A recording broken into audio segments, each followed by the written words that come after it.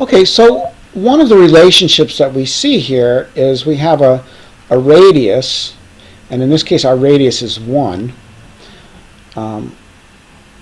We have a radius and an arc here, which is part of a circle.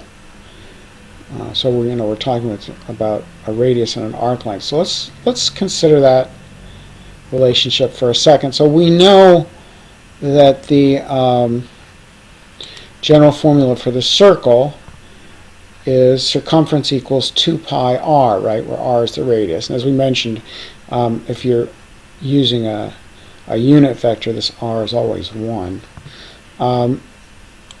Let's start talking then about pi a little bit. So this whole section is on vectors, arcs, and angles, and I'm subtitling it an introduction to trigonometry because it's going to bring in a lot of the trig that you're going to need to know going forward in this course. So, but we're going to start by looking at pi, and this is the latest information I have from the web. If somebody else sees something more current, shoot me an email.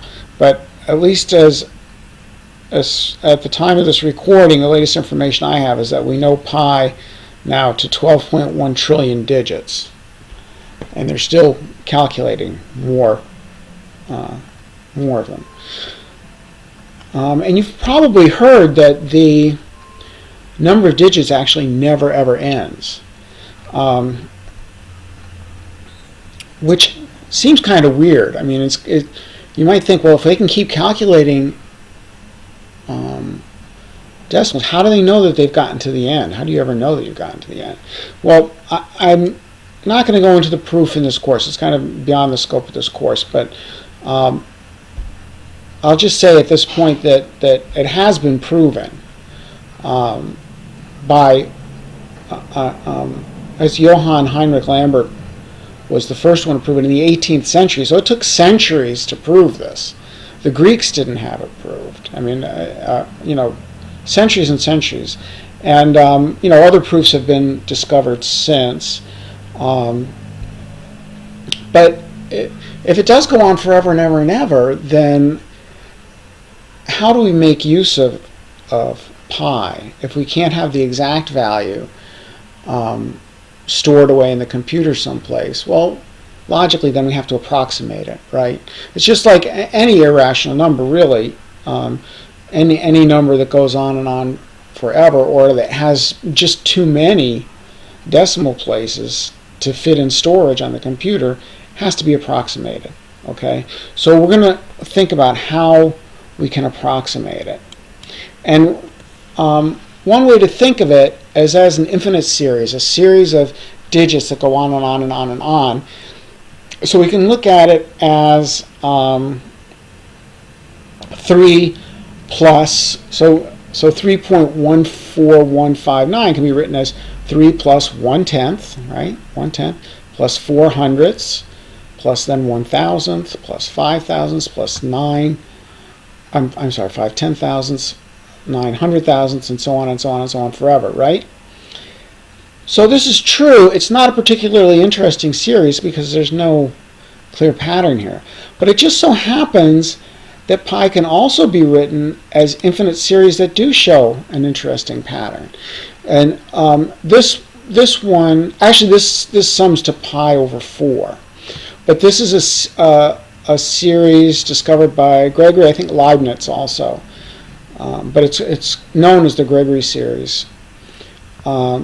And if you add up 1 minus 1/3 plus 1/5 minus 1/7 plus 1/9 and on and on and on and on, actually this number will eventually converge to pi over 4. I don't think it converges very quickly. I think you have to have quite a few of these terms before it gets really close. And there are better series that converge more quickly. But we're looking at this specific one actually for a particular reason, because there's a related series that basically works like a function, or an infinite polynomial, if you like. It's not really a polynomial because it goes on and on forever, and a real polynomial has an end to it.